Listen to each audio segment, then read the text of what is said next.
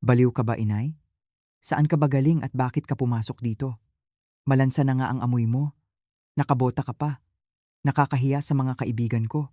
Umalis ka na nga at asikasuhin mo ang mga apo mo. Huwag kang maging ganyan dito. Sigaw ng isang bata pang babae na nakasuot ng mamahaling designer na damit sa ilalim ng nagniningning na chandelier. Sa harapan niya, nakatayo ang isang matandang babae na may maruming bota at guwantes, kitang-kita ang bakas ng dugo.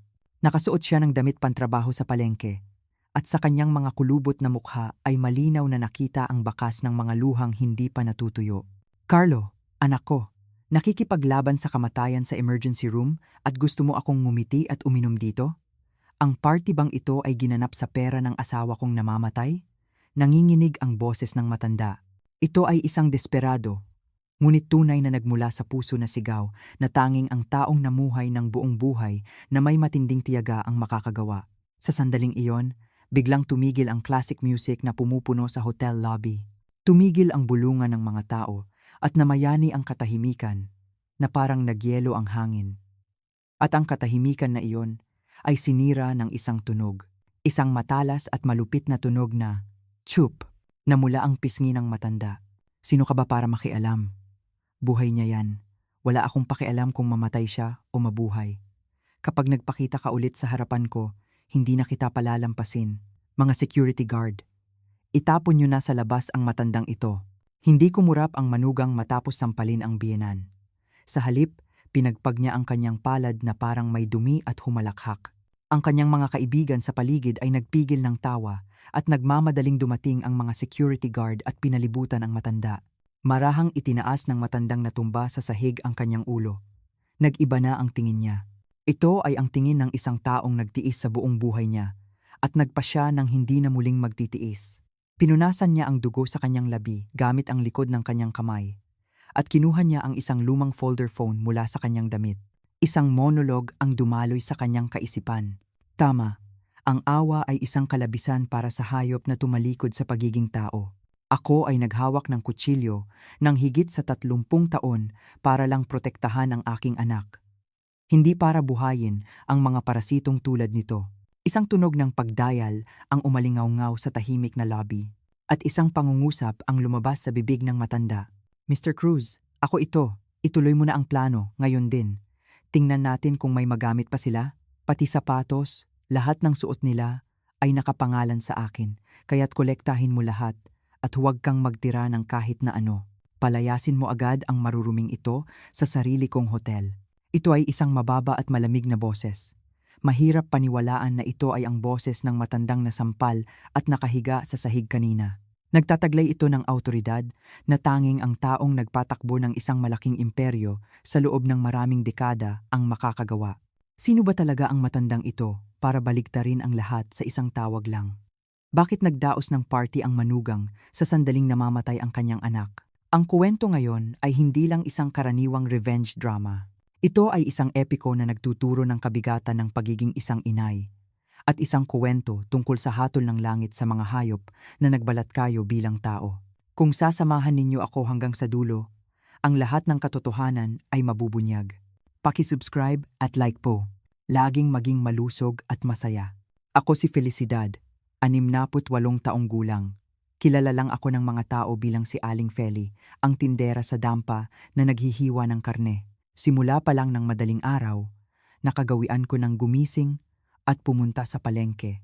Hawak ko ang aking lumang deboning knife na kasama ko ng mahigit 30 taon at ang buong katawan ko ay amoy dugo ng baka at baboy.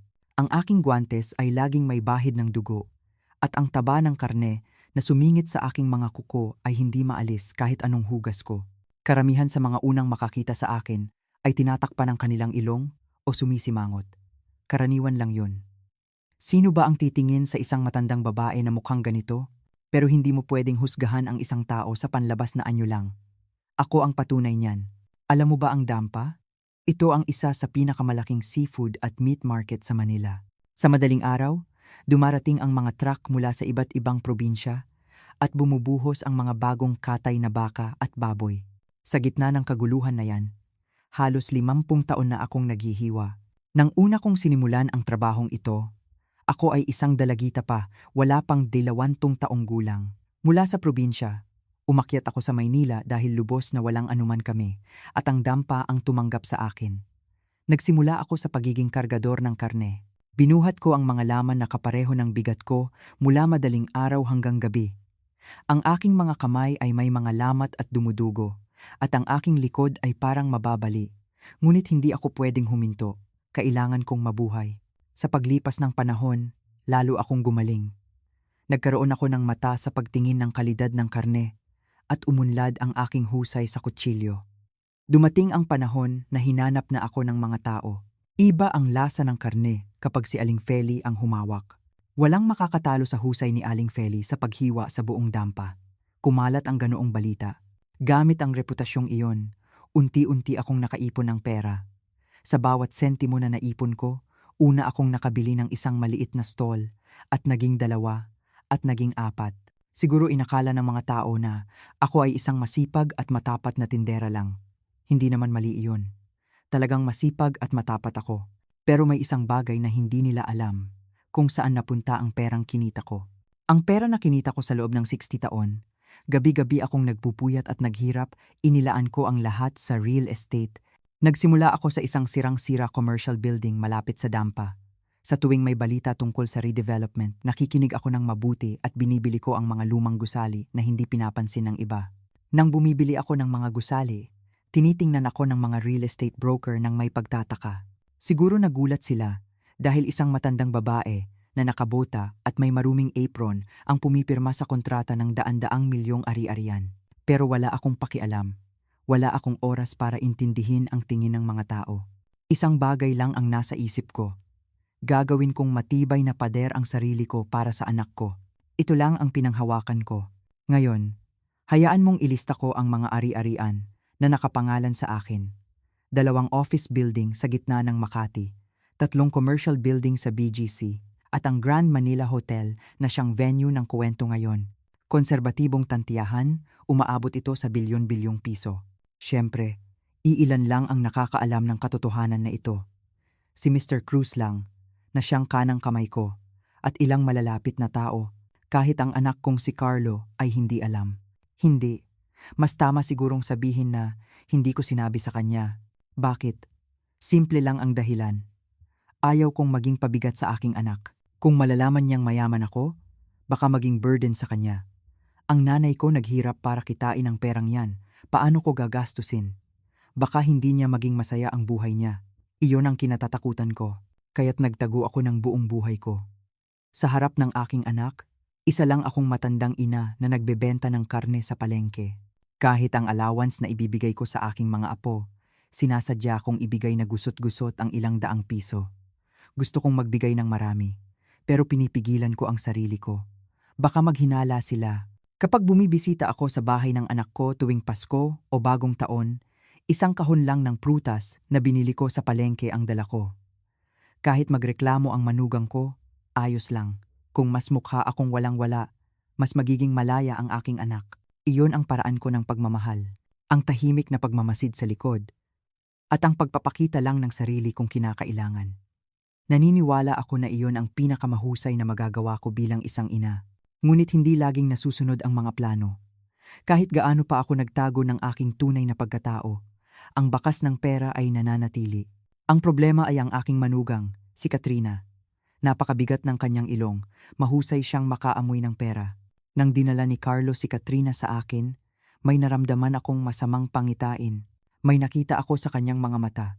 Hindi ito ang tingin ng isang nagmamahal sa aking anak, kundi ang tingin ng isang nagkukuwenta.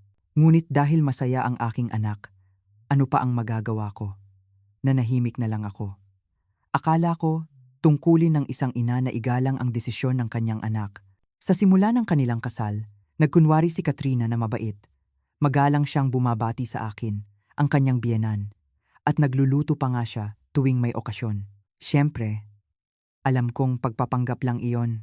Laging may naghahanap sa kanyang mga mata, na parang isang hayop na naghahanap ng biktima.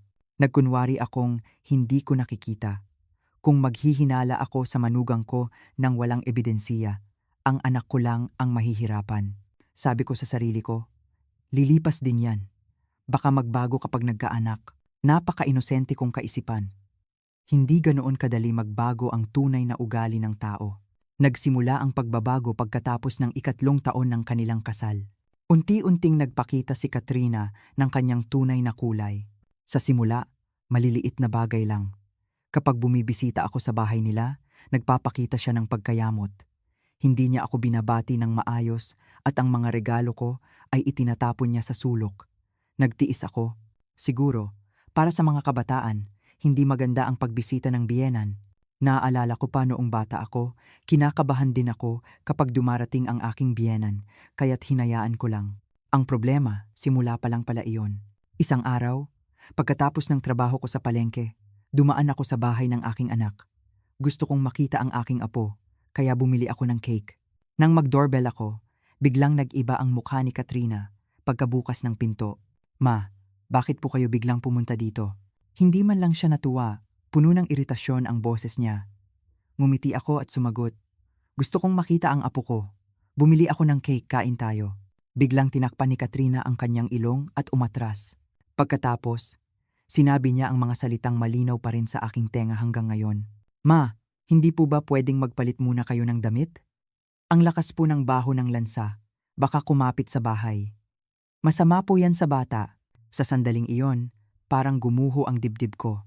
Oo, malansa ang amoy ko. Halos 15 taon akong nagtatrabaho sa palengke, kaya natural lang iyon. Pero, kailangan ba itong ikahiya? Dahil sa amoy na yan, napalaki ko ang anak ko.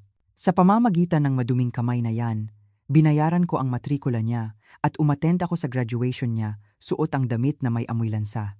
Ngunit tinuring ng manugang ko ang amoy na, yun na parang isang kasalanan. Umalis ako ng walang sinasabi. Isang malakas na, boom! Ang tunog ng pagsara ng pinto sa likod ko. Itinapon ko ang cake na dinala ko sa basurahan. Umiyak ako noong gabing iyon. Hindi dahil sa kalungkutan, kundi dahil sa galit. Ano bang mali ang nagawa ko sa anak ko at kailangan kong maranasan ang kahihiyan na ito? Hindi tumigil ang aking luha sa kaisipan nito. Mula noon, mas lalong naging blatant ang ugali ni Katrina. Hindi niya sinasagot ang tawag ko at hindi niya binabasa ang mga text ko. Kapag tumatawag ako kay Carlo, mabilis siyang nagmamadaling tapusin ang tawag kapag nasa tabi niya si Katrina. Hindi na rin niya ako iniimbitahan tuwing may okasyon. Kapag sinasabi ni Carlo na dadalhin niya ako, kung ano-anong dahilan ang sinasabi ni Katrina para pigilan siya. Darating ang pamilya ko. Masyadong masikip ang bahay. May sakit ang bata.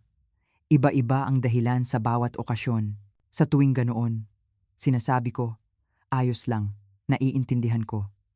Ayaw kong makita si Carlo na nahihiya. Mag-isa na lang akong nagdiriwang sa palengke. Nagpapalipas ako ng holiday na nagluluto ng instant noodles sa aking walang laman na stall. Ngunit may mas mahirap pa pala kaysa doon. Ang kawalang galang ni Katrina ay kaya ko pang tiisin. Kaya ko pa kasing magtiis. Ang problema, sinimulan niyang ubuhin ang pera ko. Hindi ko alam kung paano niya nalaman. Siguro tiningnan niya ang bank statement ko nang patago kay Carlo o may nakapagsabi sa kanya. Sa anumang paraan, napansin ni Katrina na mayaman pala ang kanyang biyenan. Mula noon, nag-iba na naman ang ugali niya. Bigla siyang sumasagot sa mga tawag ko at paminsan-minsan ay iniimbitahan niya akong pumunta sa bahay. Napaka-inosente ko. Inakala kong nagbago na siya. Umaasa ako. Maaayos na ang lahat.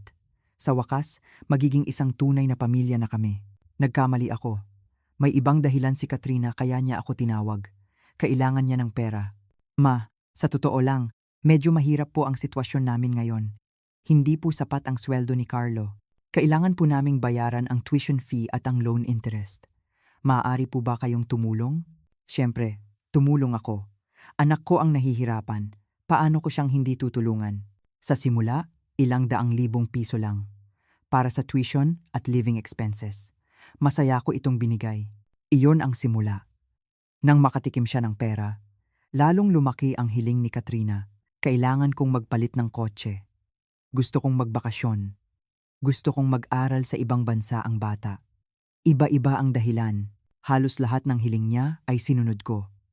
Kinita ko ang pera para sa ikagaganda ng buhay ng anak ko. Bakit ko pa ito ipagdadamot? Ang problema, hindi ko alam kung saan niya ginagastos ang pera. Sabi niya para sa tuition at living expenses. Pero sa iba pala niya ito ginagastos. Mga branded na bag, mamahaling cosmetics, international travel. Walang katapusan ang pagiging maluho ni Katrina. Nawalan ako ng salita nang makita ko siyang ipinagyayabang sa Instagram ang branded na bag na binili niya gamit ang perang galing sa akin. Gayunpaman, nagtiis ako. Bata pa lang, kaya normal lang yan. Ikinukumbinsi ko ang sarili ko. Ngunit may mas malaking problema pa. Hindi lang si Katrina ang gumagastos, pati ang pamilya ng kanyang magulang ay ubos na ubos ang pera ko. Ang tatay ni Katrina ay nagpapatakbo ng isang maliit na pabrika. Mas tamang sabihin na nalulugi kaysa nagpapatakbo. Wala siyang kakayahan sa negosyo pero punong-puno ng kayabangan kaya't nababaon sila sa utang. Nang unang banggitin ni Katrina iyon, naniwala ulit ako. Ma, nahihirapan po ang negosyo ni Papa ngayon. Sabi niya, kung makakakuha lang siya ng investment, makakabangon ulit siya. Maaari po ba kayong tumulong? Kapag nakabangon si Papa, gagaan din ang buhay namin. Nag-isip ako. Sa totoo lang, wala akong obligasyon na alalahanin ang sitwasyon ng pamilya ni Katrina. Ngunit naawa ako sa aking anak, kaya hindi ko sila pwedeng talikuran. Kung gumuho ang pamilya ng manugang ko, maaapektuhan din ang aking anak. Sa huli, pinahiram ko sila ng pera. Hindi, parang binigay ko na lang. Binayaran ko ang utang ng tatay ni Katrina at binigyan ko sila ng capital para sa pabrika. Sa kabuuan, daan-daang milyong piso iyon. Hindi iyon malaking pera para sa akin, pero nang hinayang ako, nag-aalala ako kung magagamit ba nila ito ng tama. At tama nga ako. Ang tatay ni Katrina ay ginamit lang ang pera ko para bayaran ang utang niya at hindi pa rin maayos ang takbo ng negosyo. Gayunpaman, wala man lang siyang pasasalamat. Sa halip, kumilos siya na parang natural lang iyon. Kapamilya naman, natural lang na tumulong. Ganoon ang kanyang pag-uugali. Unti-unti akong napagod. Problema na ang pera, pero mas mabigat ang loob ko. Ano ba ang ginagawa ko? Puno ako ng pagkadismaya sa sarili. Nagpakahirap ba ako sa buong buhay ko para lang magkaroon ng ganitong pagtrato? Alam ba ng anak ko ang sitwasyon na ito? Nagtiis lang ako para sa kanya? Hindi mawala sa kaisipan ko ang mga katanungang iyon. Ngunit nanahimik ako. Hindi ko kayang sabihin sa anak ko. Ang asawa mo ay ganito. Ang biyenan mo ay isang parasito. Paano ko sasabihin iyon? Masasaktan lang ang aking anak. Kaya't nagpasya akong sarilinin na lang ito. Dahil ako ang inay, ang isang inay, ay laging isinasakripisyo ang lahat para sa kanyang anak. Ilang taon ang lumipas. Ako ay naghihiwa pa rin ng karne sa palengke tuwing madaling araw at si Katrina ay masaya pa rin ginagastos ang pera ko. Hindi umayos ang sitwasyon. Hindi, mas lumala pa. Lalong naging blatant ang kawalang galang ni Katrina. Kapag pumupunta ako sa bahay nila, sinisindi niya ang air purifier ng todo. Ma, ang bilis po madumihan ng filter. Parang kumakapit po ang amoy lansa sa filter. Wala siyang pakundangan sa pagsasabi niyan. Ang pagkain na luto ko ay hindi niya ginagalaw at itinatapon niya. Kapag nagdadala ako ng luto kong ulam, Ma, hindi po kasi bagay sa panlasa ng bata. Huwag na po kayong mag-abala. At nakita ko mismo na itinatapon niya ito sa basurahan. May hangganan ang pagtitiis. Tao rin ako. Kahit para sa anak ko, kapag naabot mo na ang puntong ganito, guguho na ang puso mo. Unti-unti akong hindi na bumibisita sa bahay ng aking anak. Masasaktan lang ako. Bihira na lang akong tumawag at mag-isa na lang akong nagpalipas ng holiday sa palengke.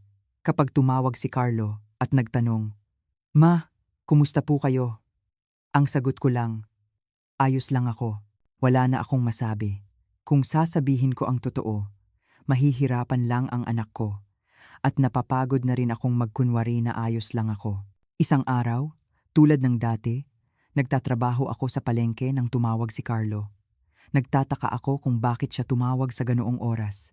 Ngunit hindi ang boses ng aking anak ang narinig ko sa kabilang linya. Boses ito ng isang hindi pamilyar na babae. Ikaw po ba ang guardian ni Mr. Carlo? Tanong ng boses. Ang inyong anak ay dinala sa emergency room dahil sa cerebral hemorrhage. Pumunta po kayo agad sa ospital. Sa sandaling iyon, nabitawan ko ang kutsilyo. Parang tumigil ang mundo. Cerebral hemorrhage? Ang anak ko, Na-stroke? Hindi ako makapaniwala. Nagmamadali akong naghubad ng apron at sumakay sa taxi. Hindi man lang ako nagpalit ng bota. Nanginginig ang buo kong katawan habang papunta sa ospital. Sana ayos lang siya. Sana buhay pa siya. Paulit-ulit ko itong ipinagdarasal. Nang dumating ako sa ospital, nasa operating room na ang aking anak. Ayon sa doktor, cerebral hemorrhage ito dahil sa labis na pagtatrabaho. Ilang araw siyang nagpuyat sa kumpanya bago biglang bumagsak, sabi ng doktor.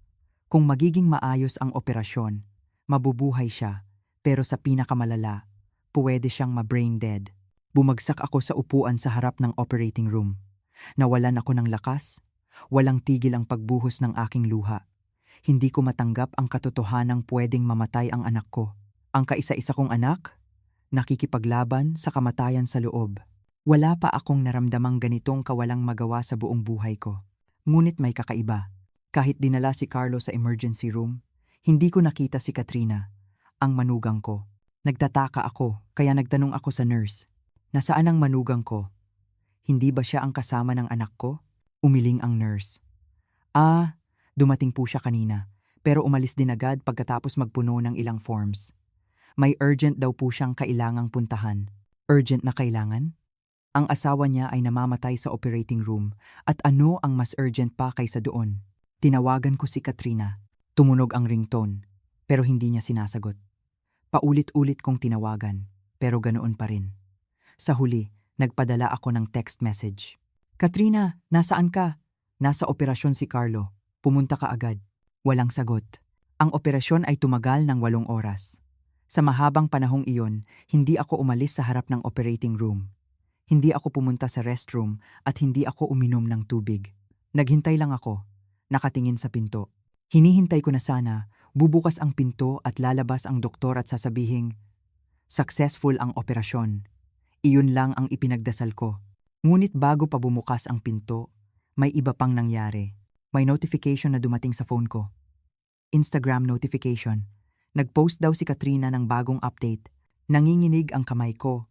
Binuksan ko ang app. Nang makita ko ang litrato sa screen, hindi ako makapaniwala. Si Katrina iyon. Nakasuot ng magandang damit at may hawak na champagne glass. Ang lugar ay parang hotel party. Puno ng tao ang paligid at lahat sila ay nakangiti at nagtotoast. Binasa ko ang caption. 70th birthday party ni Papa. Best day ever sa best hotel. Mag-ingat ka palagi, Papa. Ang mga hashtag ay puro number family love, number gratitude, number happiness. Hindi ako makapaniwala. Habang namamatay ang kanyang asawa sa operating room, nagdaos ang babaeng ito ng 70th birthday party para sa kanyang ama. At ito ay ang ama na binigyan ko ng pera. Ang parasitong taong iyon. Nagalit ako. Ngunit mas nauna ang pagkadismaya. Tao pa ba to? Ito ba ang tinatawag na asawa? Nagpa-party siya sa sandaling nakikipaglaban sa buhay ang kanyang asawa. Matagal akong nakaupo, tulala. Hindi ko malaman kung galit ba ako o malungkot. Naghalo-halo ang lahat ng emosyon. At naging blanko ang isip ko. Pagkatapos, sumulpot ang isa pang problema.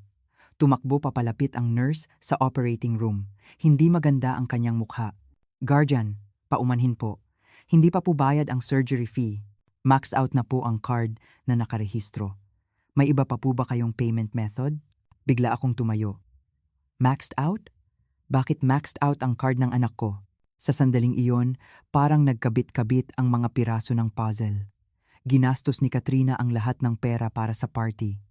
Ginastos niya ang credit card ng anak ko para sa hotel reservation, dress at champagne. Kaya't wala na siyang pambayad sa surgery.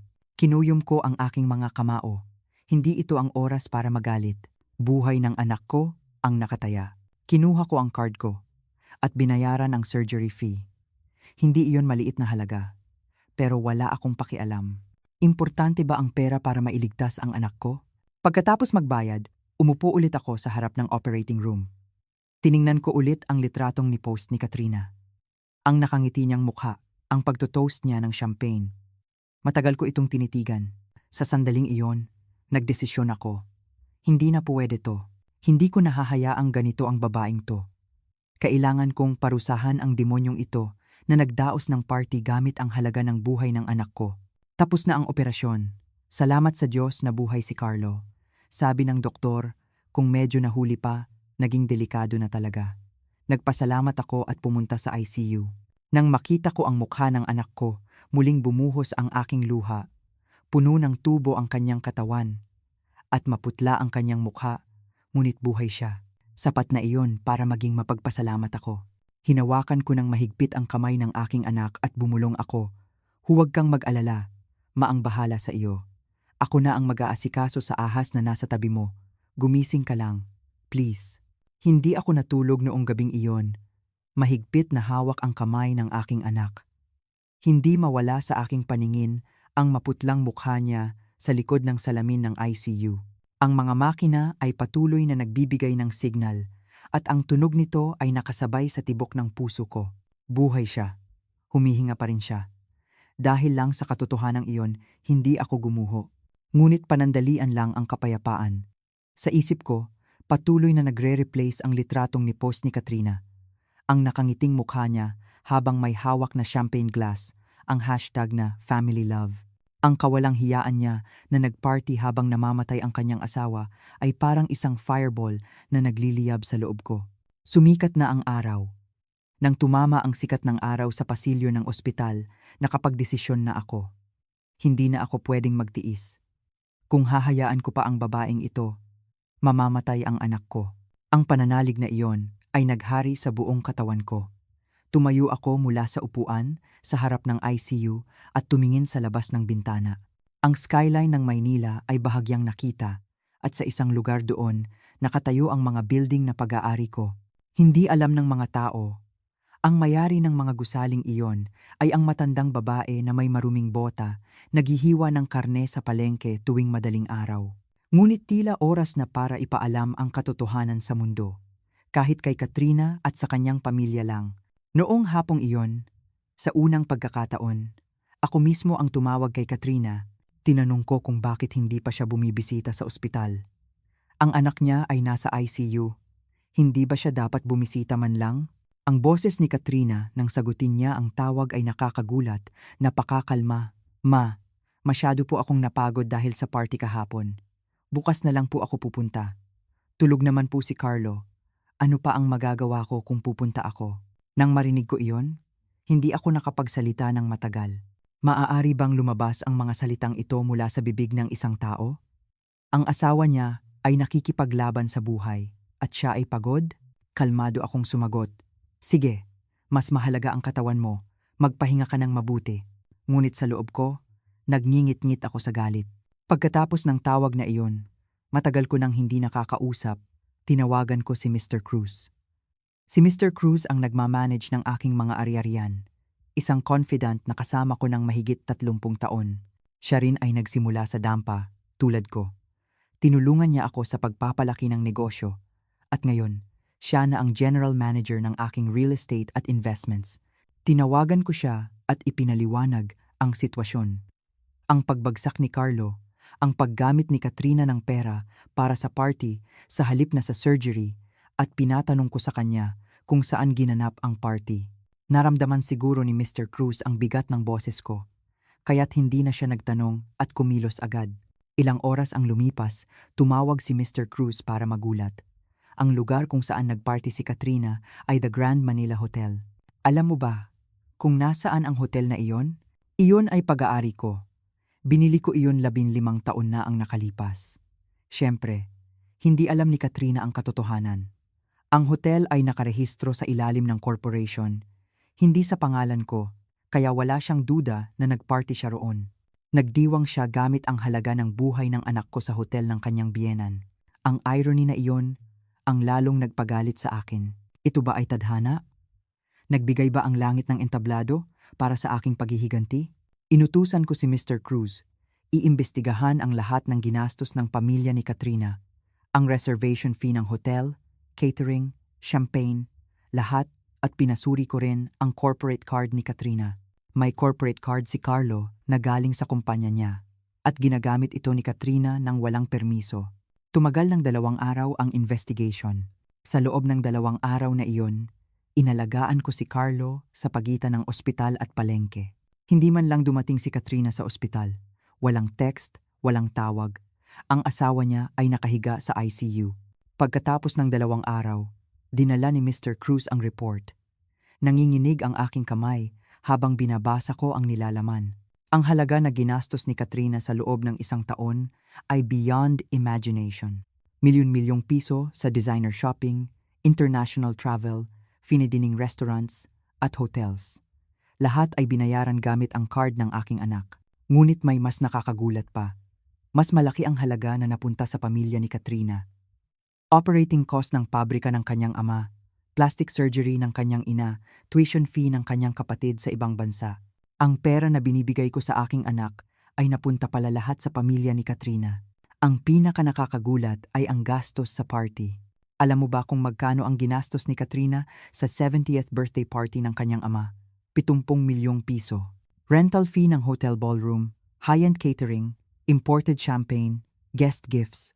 Lahat ng iyon ay galing sa card ng aking anak.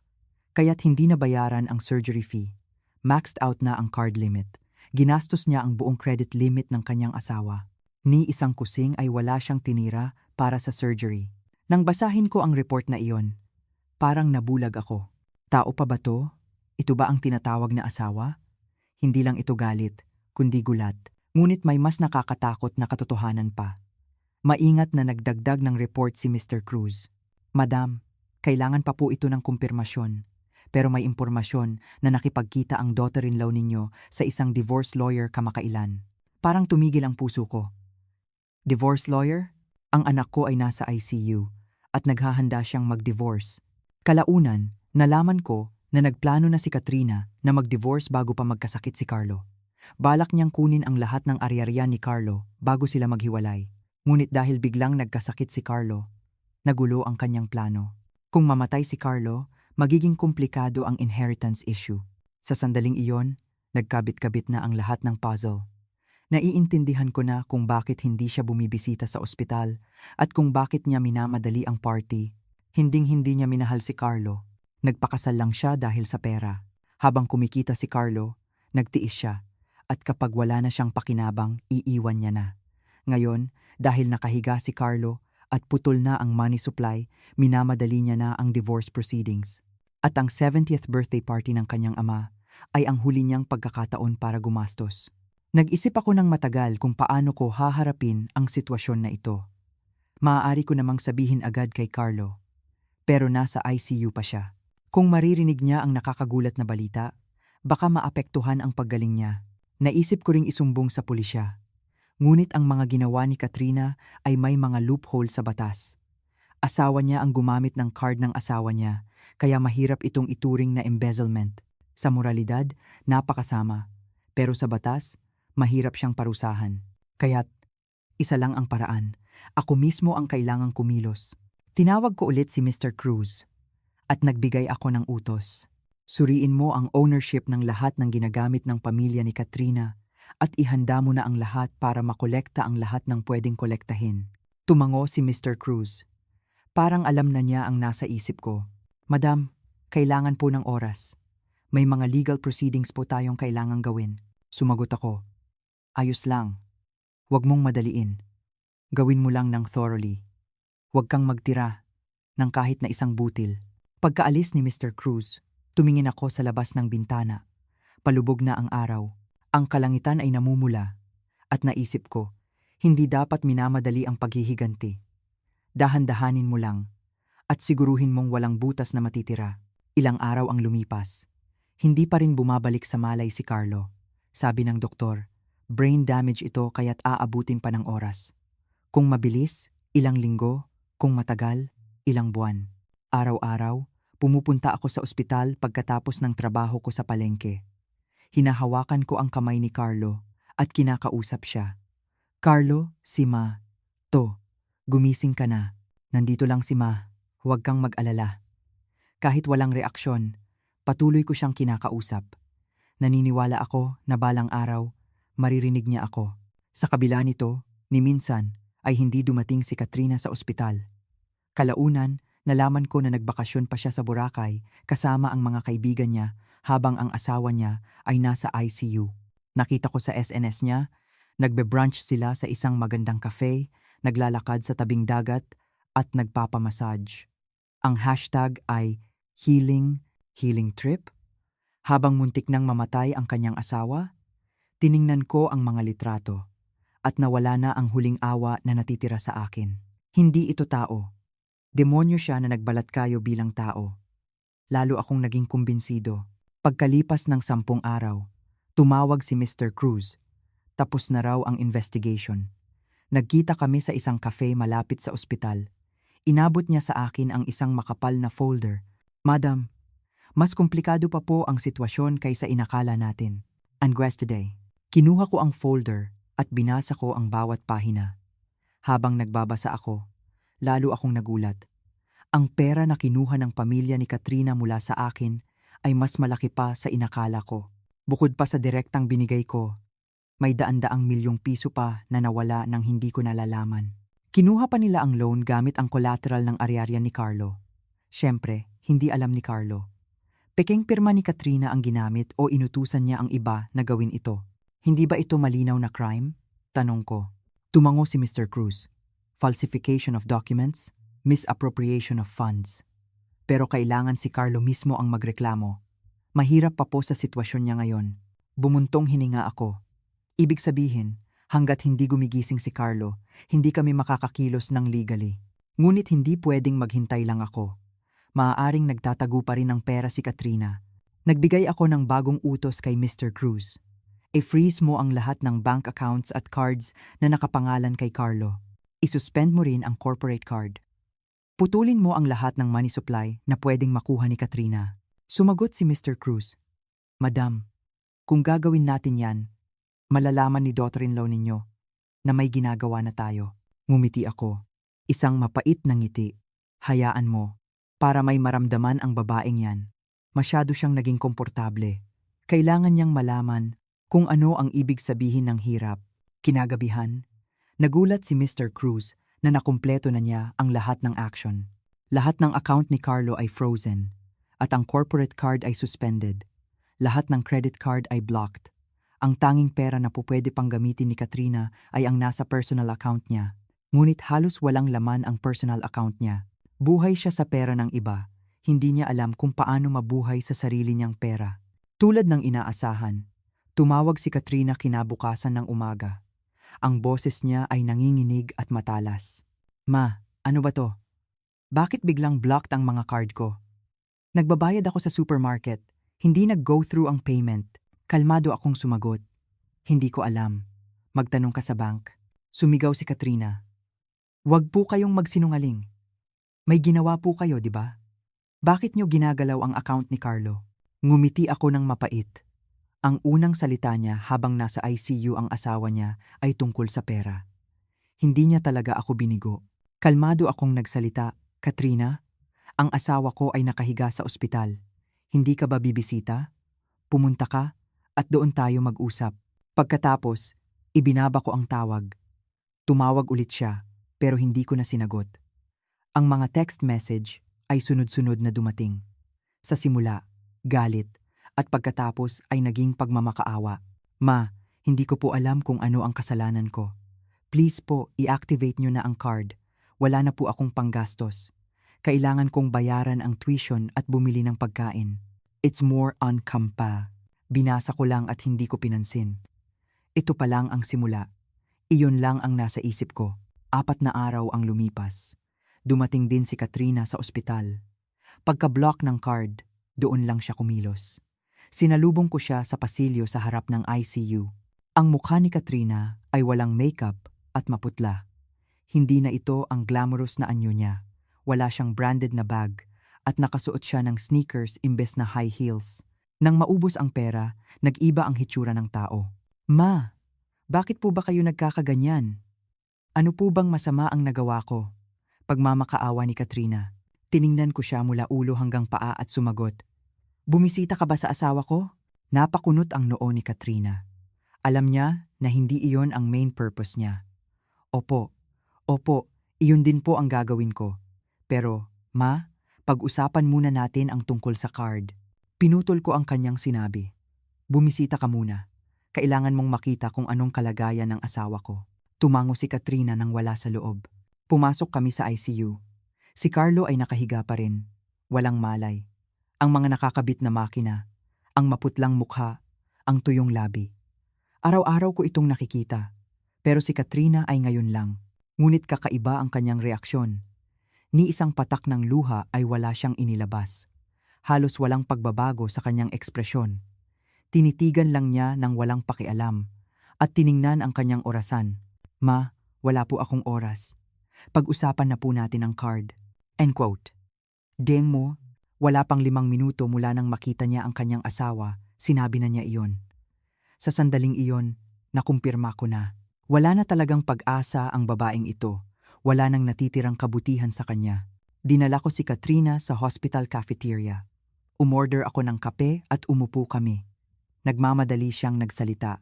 Ma, nagmamadali po talaga ako. Paano po ako mabubuhay kung blocked ang card? Kailangan kong bayaran ang tuition ng bata at wala akong pambili ng pagkain. Zai, marahan akong uminom ng kape at tiningnan siya. Katrina, alam mo ba kung bakit nagkasakit ang asawa mo? Tanong ko. Nagtataka ang mukha ni Katrina. Dahil sa overwork, di ba? Masyado siyang nagpakahirap sa kumpanya. Umiling ako. Overwork din, oo. Pero nag-overtime siya para bayaran ang perang ginastos mo. Kapag naubos mo ang card limit, pumasok siya kahit weekend para bayaran ang utang. Ang bonus niya ay hindi niya nagamit dahil binayad niya sa utang ng pamilya mo. Habang nagpapakasasa ka, namatay na ang anak ko sa hirap. Namutla ang mukha ni Katrina. Sinubukan niyang magdahilan, ngunit itinaas ko ang aking kamay para pigilan siya. Hindi ko kailangan ng paliwanag. Alam mo bang nakipagkita ka sa isang divorce lawyer noong nakaraang buwan? Namilog ang mata ni Katrina. Hindi niya iyon inasahan. Paano mo naisip na hindi ko malalaman? Alam ko na ninakaw mo ang pera ng anak ko at naghahanda ka na para sa divorce. Alam ko na kumuha ka ng loan gamit ang collateral ng ari-arian niya at alam ko na peke ang mga pirma. Naging puting-puti ang mukha ni Katrina. Ngunit agad niyang binago ang kanyang ekspresyon. Ngumiti siya ng may kawalang hiyaan at nagsabi, Ma, nagkakamali po kayo. Alam po yan ni Carlo at approved niya. Bakit ko naman po gagawin ang ganoong bagay? Inilabas ko ang mga documents sa mesa. Ang mga report na ginawa ni Mr. Cruz. Nandito lahat. Ang mga peking documents na ginamit mo. Ang mga details ng pera na kinuha mo. Lahat. Kapag dinala ko to sa pulis, makukulong ka. Doon lang natanggal ang maskara ni Katrina. Nagalit ang kanyang mukha at bigla siyang sumigaw. Ano po ba kayo, Ma? Isang biyenan lang. Bakit po kayo nakikialam sa buhay namin? Huwag po kayong makialam sa pagitan namin ni Carlo. Tahimik ko siyang tiningnan. Nagsimulang tumingin ang mga tao sa paligid pero wala akong pakialam. Katrina, hindi mo naiintindihan ang sitwasyon. Alam mo ba kung bakit ako nakikialam? Dahil pinatay mo ang aking anak. Tumawa si Katrina. Pinatay? Ano po bang ginawa ko? Sarili niyang kasalanan ang magkasakit dahil sa overwork. Hindi ko kasalanan. Tumayo ako mula sa upuan. Hindi ko na kailangang makipag-usap sa babaeng ito. Tama, hindi mo kasalanan. Kung kasalanan mo, isinumbong na kita sa pulis. Pero tandaan mo to, kapag gumising ang anak ko, doon magsisimula ang lahat. Ikaw, kasama ang pamilya mo, hahatulan kayo. Tumayo si Katrina. Threat po ba yan? Tinatakot ako ng biyenan ko. Nirecord ko to. Ngumiti ako. Go ahead, record mo. Sabay tayong pumunta sa police station. Ibibigay ko ang lahat ng evidence ng pekeng pirma mo. Muling namutla ang mukha ni Katrina. Sinubukan niyang gamitin ang recording bilang weapon, pero siya ang natalo. Umalis ako at iniwan ko siya. Narinig ko siyang sumisigaw sa likod ko, pero hindi ako lumingon. Noong gabing iyon, umakyat ako sa rooftop ng ospital. Ang skyline ng Maynila ay nasa harap ko. Maraming ilaw ang kumikinang, at sa isang lugar doon, nakatayo ang mga building ko. Bumuntong hininga ako. Mahigit 60 taon ang inabot ko para makarating dito. Ang batang babae na nakabota at naghihiwa ng karne sa palengke ay isa ng matandang babae na may bilyon-bilyong ari-arian. Ngunit ano ang halaga ng pera? Kung hindi ko kayang protektahan ang aking anak, ano ang silbi ng lahat ng perang iyon? Kinuha ko ang phone ko at nagpadala ng text kay Mr. Cruz. Magkita tayo bukas sa The Grand Manila Hotel. May importante akong sasabihin. Pagkatapos magpadala, tumingala ako sa langit. Ilang bituin ang nakita ko. Bihira lang makakita ng bituin sa langit ng Maynila. Pero napakalinaw ngayon. Bumulong ako sa sarili. Carlo, ako na ang bahala sa masasamang tao na yan. Magpahinga ka lang at maghintay. Kapag gumising ka, malinis na ang mundo na sasalubong sa iyo. Kinabukasan, pumunta ako sa The Grand Manila Hotel. Bagong bihis ito, at ang pagbisita ko ay matagal na ring nangyari. Hindi ako dumaan sa main entrance, kundi sa exclusive elevator sa basement parking. Ang secret passage na tanging ang owner lang ang pwedeng gumamit. Si Mr. Cruz ay naghihintay sa akin sa owner's lounge sa top floor. Kasama niya ang hotel general manager at ang legal team head. Umupo ako at nagsalita. Huwag na huwag mong papasukin ulit ang pamilya ni Katrina sa hotel na ito. Ilagay mo sila sa blacklist at ipaalam mo rin sa mga partner company natin. At ihanda mo na ang lahat para kolektahin ang investment na pumasok sa pabrika ng tatay ni Katrina. Tumango si Mr. Cruz. Masusunod po. Ngunit ang pagkuha ng investment ay nangangailangan ng legal process, aabutin po ng oras. Sumagot ako.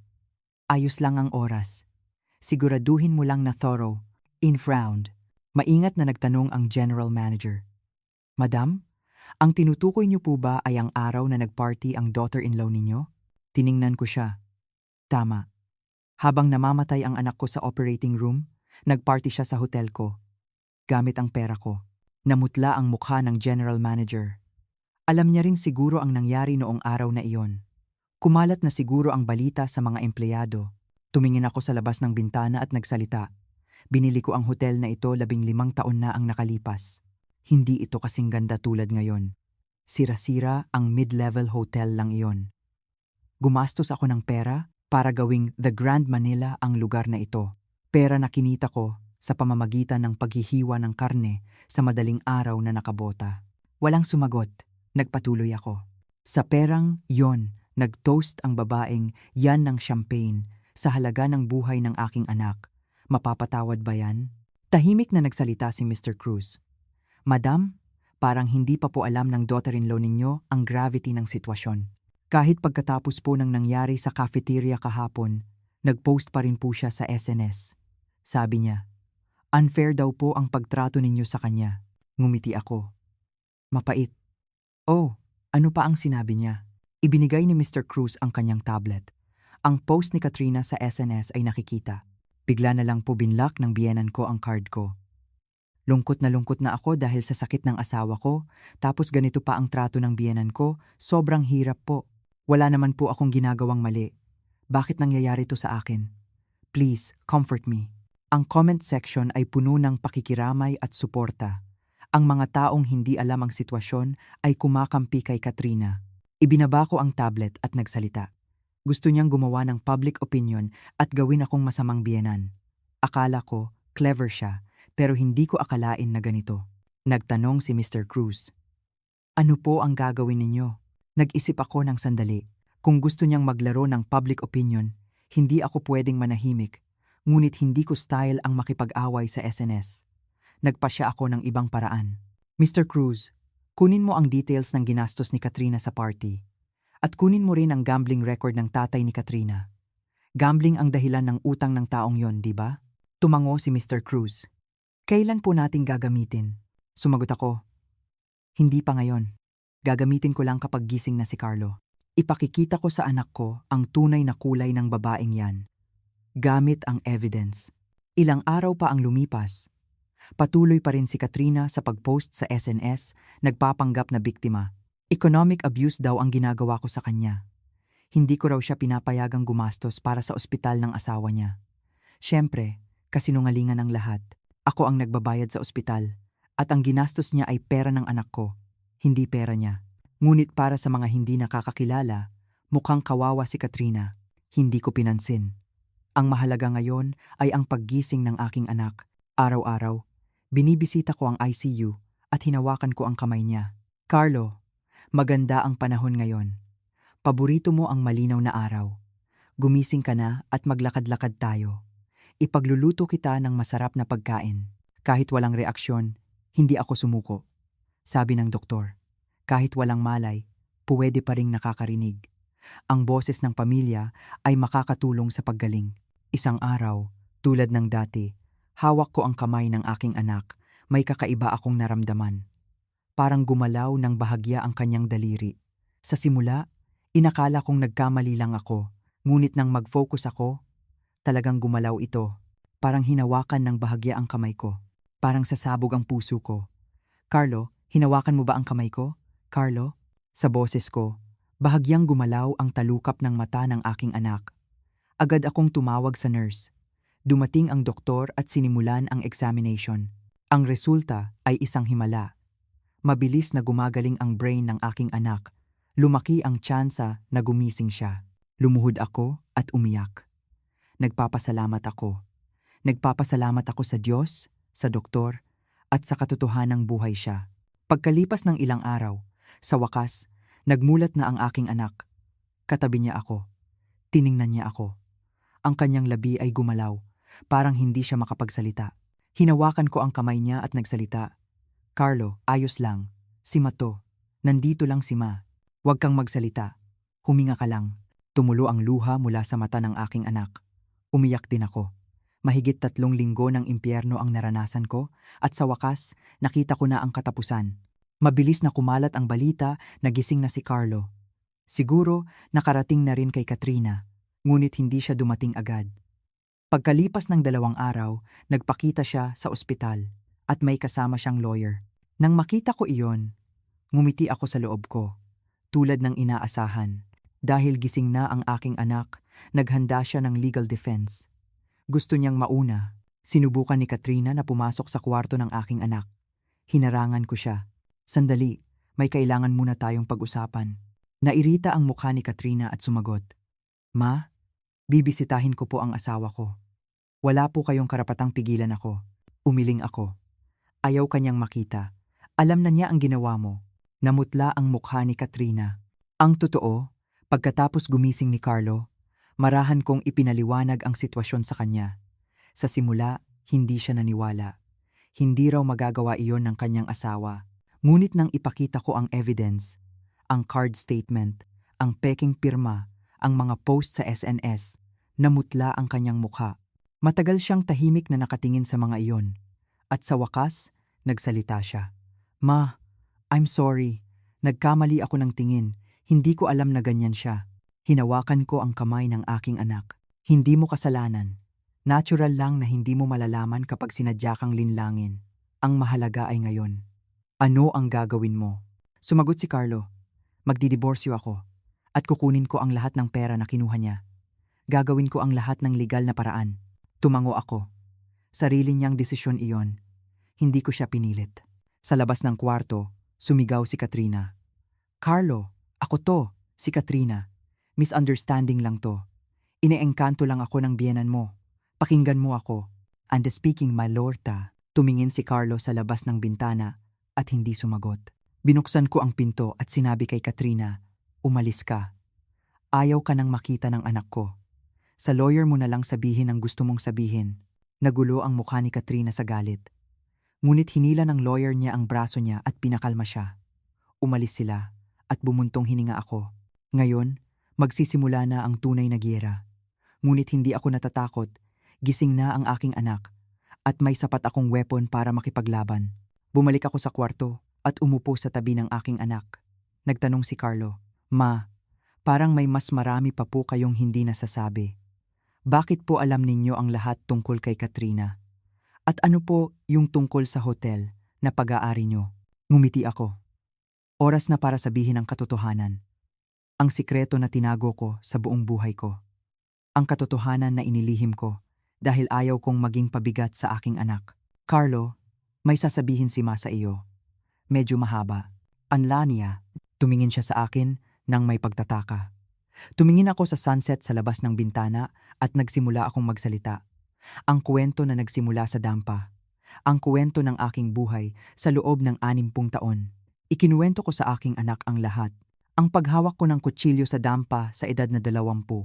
Hanggang sa pagbili ko ng real estate gamit ang bawat sentimong naipon ko.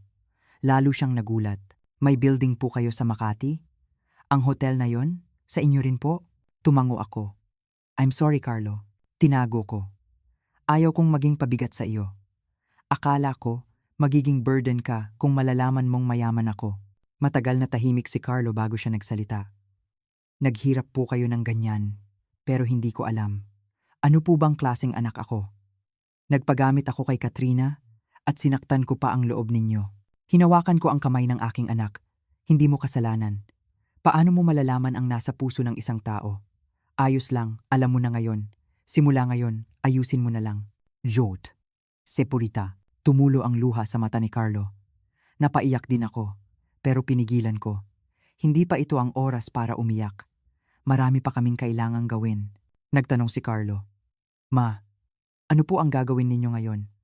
Hindi natin pwedeng hayaan si Katrina. Tumingin ako sa labas ng bintana at sumagot. Huwag kang mag-alala. Handa na ang lahat. Malalaman ng mundo ang masamang ginawa ng babaeng yan. Ilang araw ang lumipas, bumalik ulit ako sa The Grand Manila Hotel.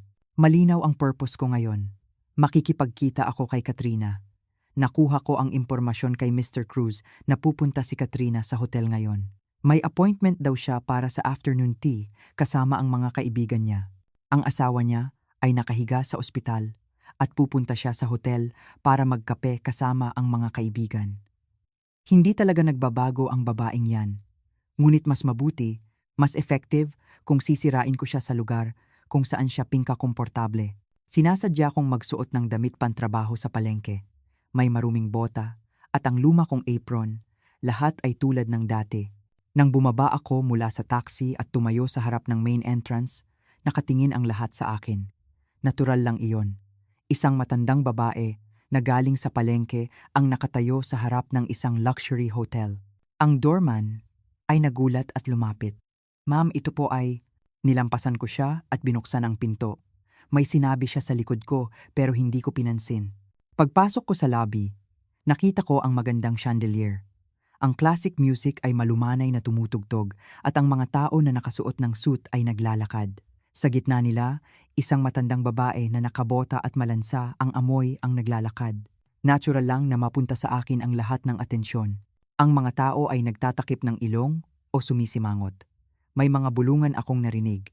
Sino ang matandang yan? Paano siya nakapasok dito? Galing ata sa palengke. Malansa ang amoy. Uy, have muhay in the question sign. Hindi ko pinansin at nagpatuloy ako. Ang taong hinahanap ko ay nasa lounge. Nang dumating ako sa entrance ng lounge, narinig ko ang tawanan ni Katrina mula sa malayo. Nakaupo siya kasama ang mga kaibigan niya. Umiinom ng champagne. Nakasuot ng magandang dress, may branded na bag, at nagniningning na hikaw. Hindi siya mukhang asawa ng isang taong nasa ospital. Marahan akong lumapit sa kanila. Lumingon si Katrina sa tunog ng aking mga paa. At nang makita niya ako, natigilan ang kanyang mukha. Ang boses ni Katrina ay puno ng pagkagulat. Tiningnan din ako ng kanyang mga kaibigan. Sino ba daw ako? Tumayo ako sa harap ni Katrina at nagsalita. Katrina, anong ginagawa mo dito? Ang asawa ko ay nasa ospital pa. Namula ang mukha ni Katrina. Nahihiya siya. Dumating ang kanyang biyenan na nakapandamit pantrabaho sa palengke sa harap ng mga kaibigan niya. Nagtanong ang isa niyang kaibigan. Tumatawa. Katrina, sino yan? Biyenan mo? Kinuyom ni Katrina ang kanyang mga labi at sumagot. Opo, biyenan ko. Pero bakit po kayo nagpunta dito, ma? Biglaan. Tiningnan ko siya ng diretsyo at nagsalita. Kasi parang hindi ka pa rin nagtitino. Nagpa-party ka habang nasa ospital ang asawa ko. Tumingin ng matalim si Katrina. Ngunit nagpipigil siya dahil sa mga kaibigan niya. Ma, nakakahiya po ang ginagawa ninyo. Kailangan ko ring magpahinga. Napagod ako sa pag-aalaga ng asawa ko, kaya pwede naman sigurong magpahinga ng isang araw, di ba? Isang walang hiya ang kasinungalingan. Kailan ba siya nag-alaga sa asawa niya? Ngumiti ako ng mapait. Sa sandaling iyon, nagreklamo ang isa sa mga kaibigan ni Katrina. Tinatakpan ng ilong. Hey, Katrina, may amoy, di ba? Malansa ang amoy ata. Sumang-ayon din ang isa pa. Oo nga, may kakaibang amoy. Napunta sa akin ang tingin nila. Nang makita nila ang aking bota, lalong nag-iba ang ekspresyon nila.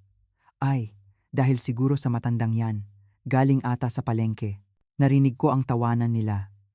Hindi pinalampas ni Katrina ang pagkakataong iyon. Tumayo siya at sumigaw sa akin. Ma, bakit po ba kayo nagkakaganyan? Saan po ba kayo galing at bakit ganyan ang suot ninyo? Nakakahiya, malansa ang amoy. Nakatingin na po lahat ng tao. Tinitigan ako ng mga tao. Iba't ibang tingin. Nagtataka, naiinis, at walang galang. Lalong tumaas ang boses ni Katrina. Nakakahiya sa mga kaibigan ko. Wala po ba kayong hiya? Umalis na po kayo, please.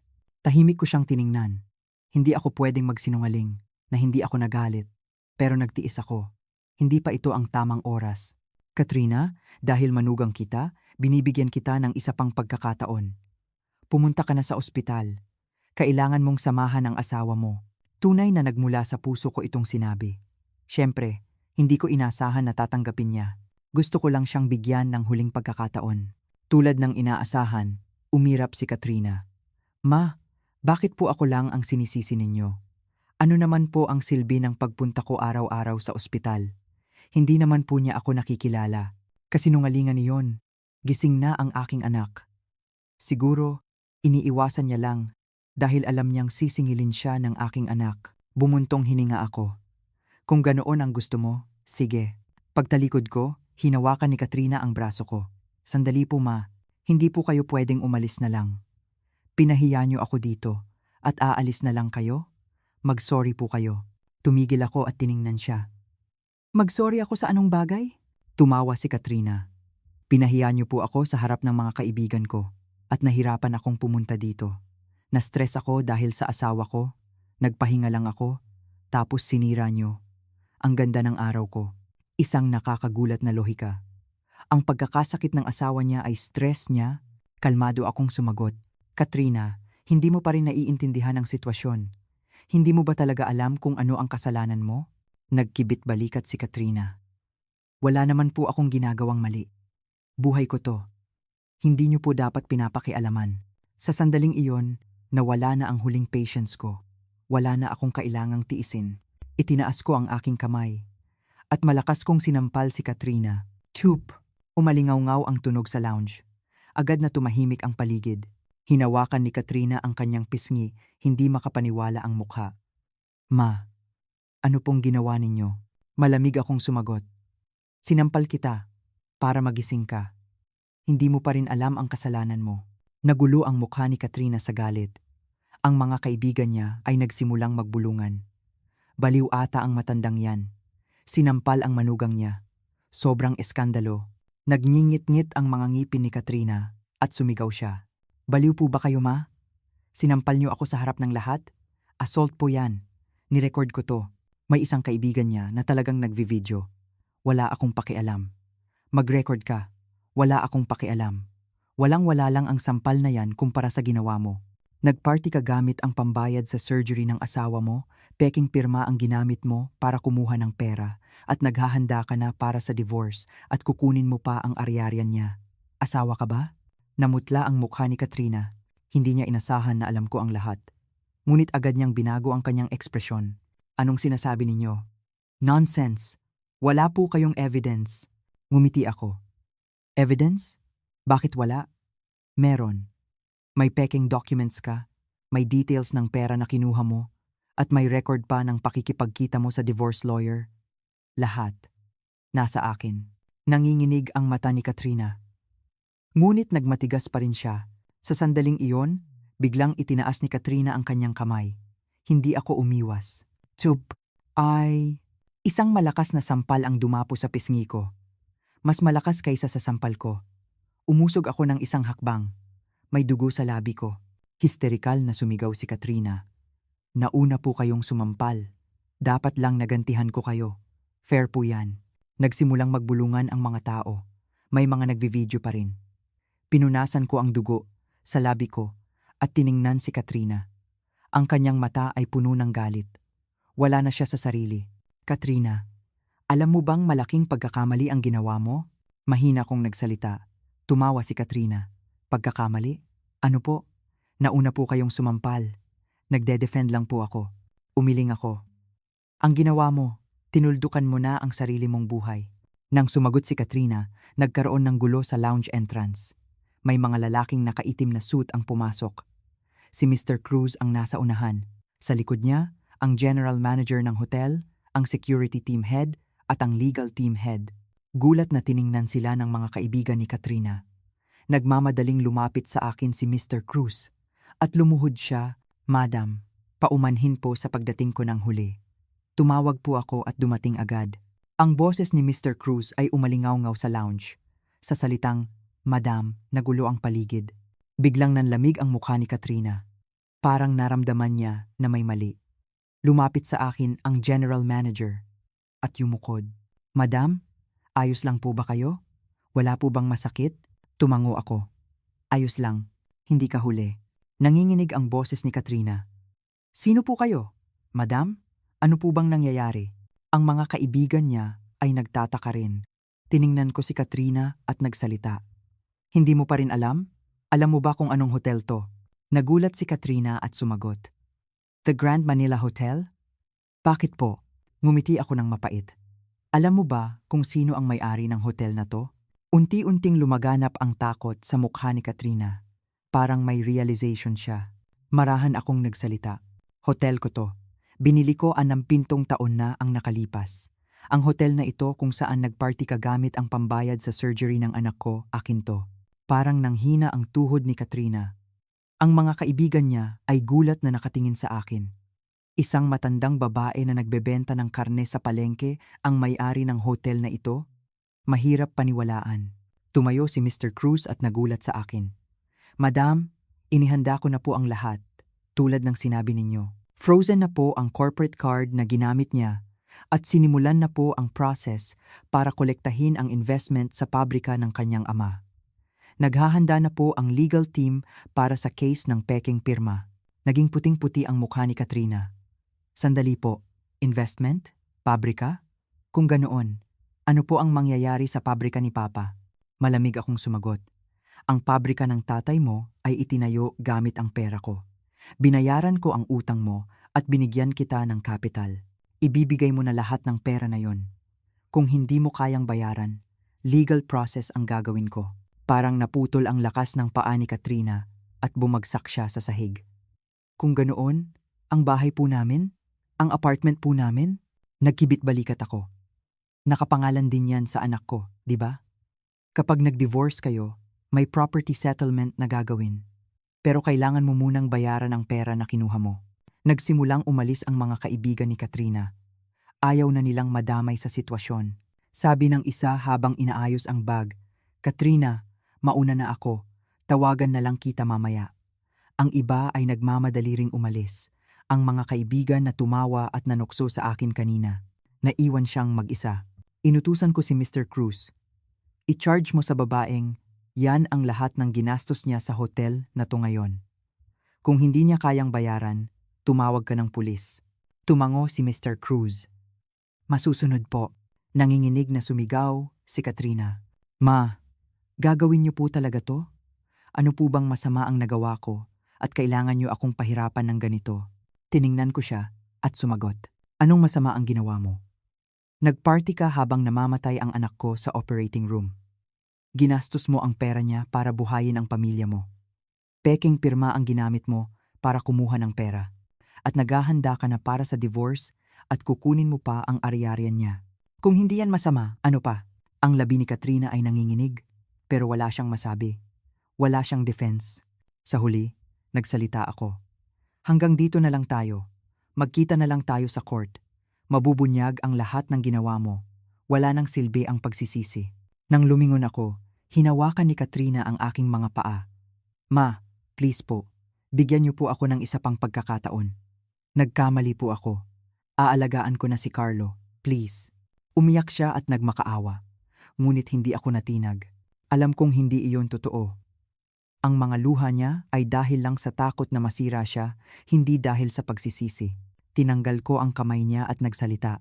"Huli na. Binigyan na kita ng pagkakataon. Kung bumisita ka sana sa ospital at sinamahan ang asawa mo, kung nagsisi ka sana ng totoo, hindi sana mangyayari to. Pero nagpakasasa ka lang sa sarili mong ambisyon, kaya magdusa ka." Nagsimulang umiyak si Katrina sa sahig. Ngunit hindi na ako lumingon. Kinindatan ko si Mr. Cruz at umalis sa lounge. Nang dumaan ako sa lobby, nag-iba na ang vibe. Yumukod ang mga empleyado at nagtatakang tumingin sa akin ang mga guest. Kumalat na siguro ang balita na ang matandang babae na nakapandamit pantrabaho sa palengke ay ang owner ng hotel. Hindi ko pinansin at lumabas ako. Ang sikat ng araw ay nakakasilaw. Huminga ako ng malalim. Tapos na ang unang phase. Ngunit marami pa akong kailangang gawin. Habang sakay ako ng taxi pabalik sa ospital, nakatingin ako sa labas ng bintana, nag-iisip. Hindi mahirap sirain si Katrina. Mas malaki ang kapangyarihan ko kaysa sa kanya. Pero hindi ako nakaramdam ng ginhawa. Kahit gaano kasama ang isang tao, hindi magandang tingnan ang gumuho siya. Hindi naman ako naghihiganti. Gusto ko lang protektahan ang aking anak. Ngunit para magawa iyon, kailangan kong sirain ang babaeng iyon at ito ang naging resulta. Nang dumating ako sa ospital, si Carlo ay nakaupo sa wheelchair, nakatingin sa labas ng bintana. Malaki na ang improvement niya. Nakakapagsalita na siya ng maayos at nakakalakad na rin ng bahagya. Nang makita niya ako, ngumiti siya. "Ma, nandito na po kayo?" Umupo ako sa tabi niya at sumagot.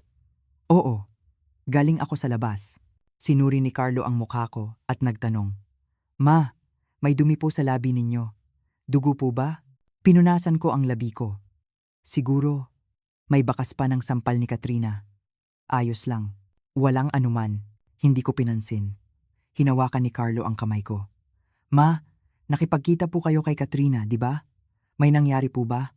Nag-alinlangan ako ng sandali, pero ikinuwento ko ang nangyari. Ang pagkikita namin sa hotel, ang pagsasampalan, at ang legal action na gagawin ko. Tahimik siyang nakinig at bumuntong hininga. "Ma, naghirap po kayo. Sana mas maaga akong nagising. I'm sorry po dahil ipinasa ko sa inyo ang burden na ito." Hinaplos ko ang ulo ng aking anak. "Hindi mo kasalanan. Paano mo malalaman ang puso ng isang tao? Ayos lang. Alam mo na ngayon.